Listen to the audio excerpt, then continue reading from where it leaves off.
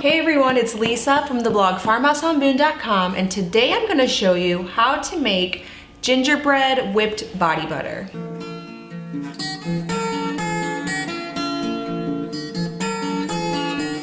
Now I was trying to think of some really great DIY Christmas gift ideas. I actually have on this channel already a whole DIY gift basket where I show you how to make lip balm and body butter, all kinds of pretty things in a DIY gift basket. I'll leave a link in the cards and down below for how to actually make that gift basket in case you want to get started on some DIY gift baskets for everybody on your list. Today's body butter that I'm gonna make is gonna be a little bit more specific to Christmas, so it's gingerbread theme, which is perfect for the holidays.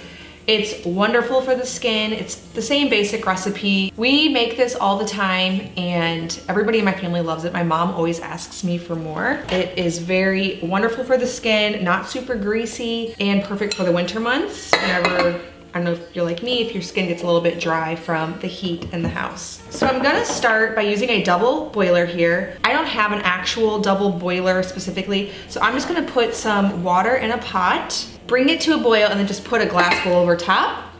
Now to that, I'm gonna add about a half a cup of shea butter.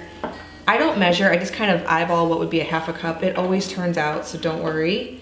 A half a cup of cocoa butter, and then I will measure the olive oil just because I can actually pour that, but the others, since I can't, I don't melt it first. And then a half a cup of coconut oil. Then I'm just gonna let it sit over this heat until it melts down.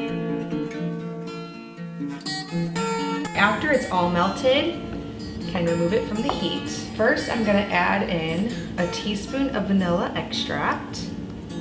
I do have a tutorial for how to make this. I don't currently have any made up, so I'm just using some real vanilla from Aldi. Then I'm gonna add about 10 drops of ginger essential oil. Now you could also experiment with using ground ginger.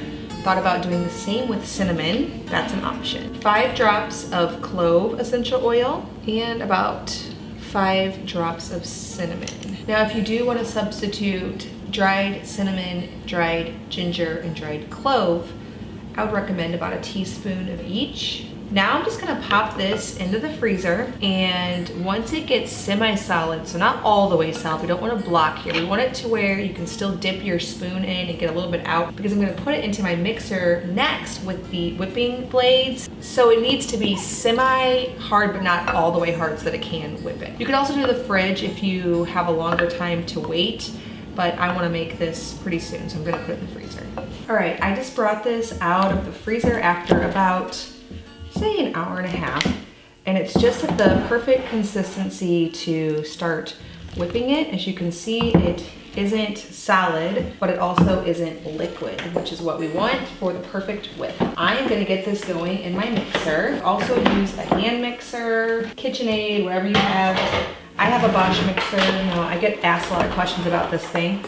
The reason I bought it years ago is it can make large quantities of bread at one time. It has a higher capacity than other mixers, so I like it for that, and it kneads the bread. And then I occasionally use it for things like this and cookies and that kind of stuff. Now, if you have a lot of people on your list who you might want to make this for, I recommend making it in big batches, and then also making other things on the same day while you have out your cocoa butter and your shea butter and your essential oils and possibly your beeswax. Get it all done in one day. Okay, I'm just gonna whip this until it is fluffy.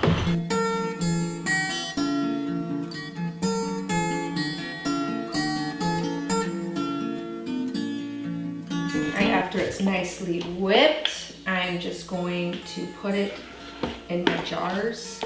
Normally I use wide mouth half pint mason jars, but today I'm going to use these bale jars, and leave a link for them in the description below.